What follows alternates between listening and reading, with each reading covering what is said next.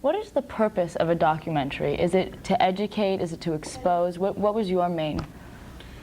Well, that's a very good question. In general, I think documentaries are viewed as non-dramatic or non-fictional, and that's the primary role, is to communicate and also hopefully to entertain in whatever particular way a documentarian chooses the viewer or the audience. I think documentaries are a very individual kind of filmmaking, in that traditionally they have been done by people such as myself who find themselves doing sort of all the different tasks. So they're not really films made by committee or made by sort of a group process. They're much more individually oriented and individually crafted. So generally I think it does relate strongly to the intention of the individual filmmaker making them. Who are some of the documentarians that have inspired you? Well, I think probably the documentary film that I was the most inspired by was a film called Don't Look Back by D.A. Pennebaker, which is a cinema verite look, which cinema verite is a term which sort of means on the scene, handheld, which was really developed in the early 1960s, late 1950s.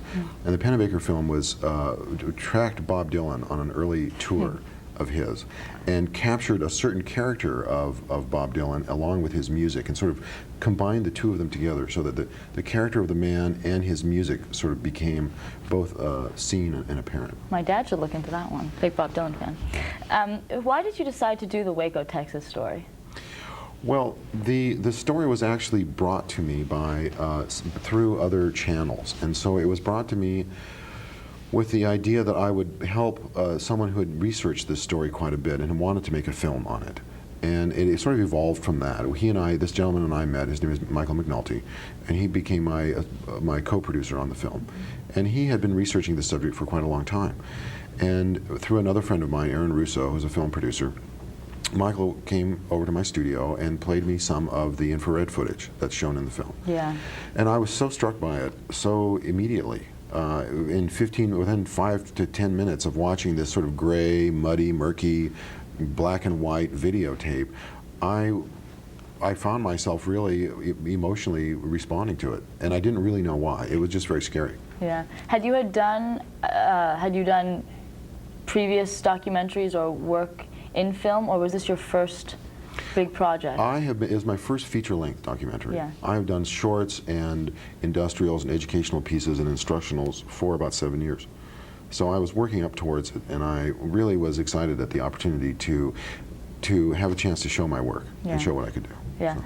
Before we go any further, why don't you give us a quick overview, I don't know how quick you can really do it, but a quick overview of what happened in Waco, Texas in 1993. Okay, well, the basic sequence of events was that there was this group of people who lived in this big house. Now later on it was called a compound, but really it was just a great big house. And it was a group of people that were involved in what may or may not be considered an unusual religious practice. They called themselves the Branch Davidians, and the Branch Davidians were really an offshoot of the Seventh-day Adventists. Yeah. And the Seventh-day Adventists, as well as the Branch Davidians, have this belief system that apocalyptic times are coming, that we are at the end of a millennia, the end of a 1,000-year period, and that we are coming upon a time where very important events are going to take place. And they believe this very, very strongly. And in supporting themselves, being in Texas, they were also involved in the buying and selling of guns, which in Texas is not that unusual. It's maybe more unusual in Los Angeles or in Beverly Hills, but in Texas, a lot of people buy guns and sell guns. And so they were doing this, and they came to the attention of the local law enforcement people, the local sheriff, because the local sheriff was concerned that perhaps the Branch Davidians were building devices, explosive devices. And so they called in the Bureau of Alcohol, Tobacco, and Firearms, which is a federal agency charged with the responsibility of investigating these kinds of violations. And for reasons that to this day remain somewhat obtuse, the Bureau of Alcohol, Tobacco, and Firearms decided to raid the Branch Davidian residence in a very aggressive and unexpected manner. It was a surprise raid with over 100 agents. It's quite scary. It was very scary, and that was a disaster. Yeah. The Branch Davidians were informed that the BATF was on their way. They were terrified. They felt they were very involved and very knowledgeable of their constitutional rights. One of their members was one of the first black graduates of Harvard Law School. Yeah. And so they were very well informed on their legal rights. And they were prepared to defend themselves because they were terrified. And a shot went off when the raid started. Nobody knows who fired first. Yeah. Nobody knows who fired first, really. It's never really been proven. But a shot rang out, and that began a gun-suing battle. And a lot of people were killed on both sides. And from then on, that was on February 28, 1993. 51 days of negotiations followed. The FBI was called in, trying to talk the Branch Davidians out of their home. The Branch Davidians were terrified. They pleaded with the FBI to please bring in religious experts because they could only felt comfortable talking in their religious vernacular, in their religious language. And the FBI felt that that was not appropriate from their standpoint. And at the end of 51 days, the FBI, in frustration, charged the compound with tanks, charged the building with tanks, and inserted tear gas into it. And the building caught on fire, and 76 people died, including 23 children. It was quite scary. Before you researched the project fully, did you have a prejudgment towards what you saw and what you had heard about, and how did it change throughout your extensive researching this?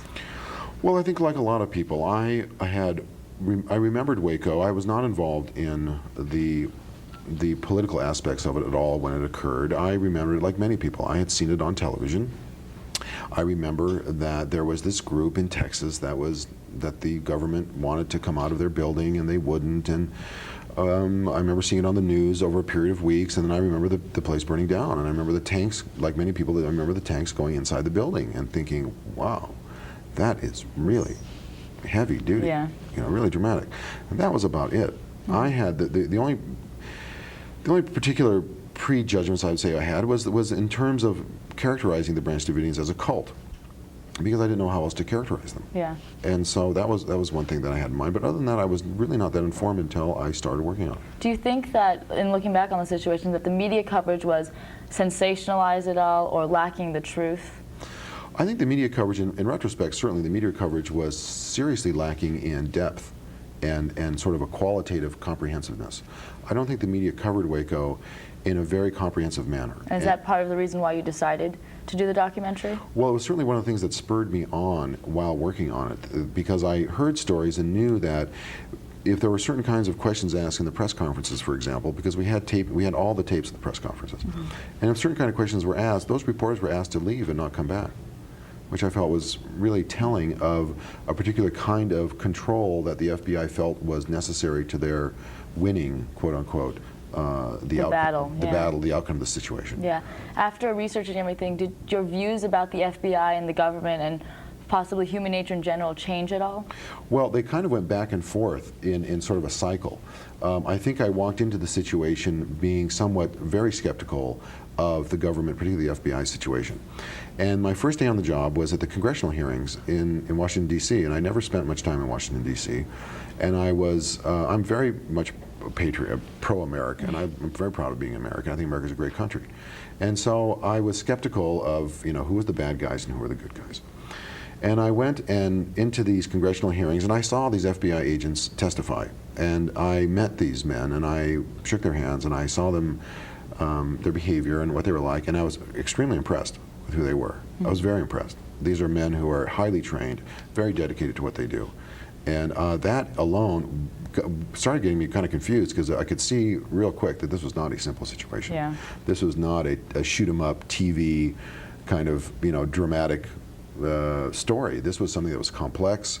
It was lives were at stake, and there was a lot of depth to the story. And so I began to try and work with my own feelings about, well, who was right and who was wrong mm-hmm. in this situation. And in the long run, it turns out that both sides had a lot of weaknesses. Mm-hmm. Are documentaries supposed to be unbiased, or is there a definite point of view? Well, in this situation, I felt that a point of view was essential. Yeah. I felt that because there was an already existing point of view, we were approaching a situation that had already sort of had a point of view created around it, by virtue of the way it was covered in the news and the way in which the Branch Davidians were characterized and the way in which the FBI's actions were characterized. And I felt that the characterizations that already existed were not accurate.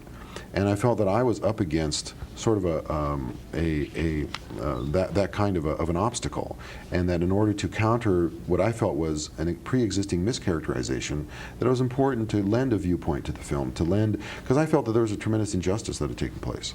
And I felt that sort of indignation on my part, as the filmmaker, I had a right to express that indignation, because I felt it was true and it was real.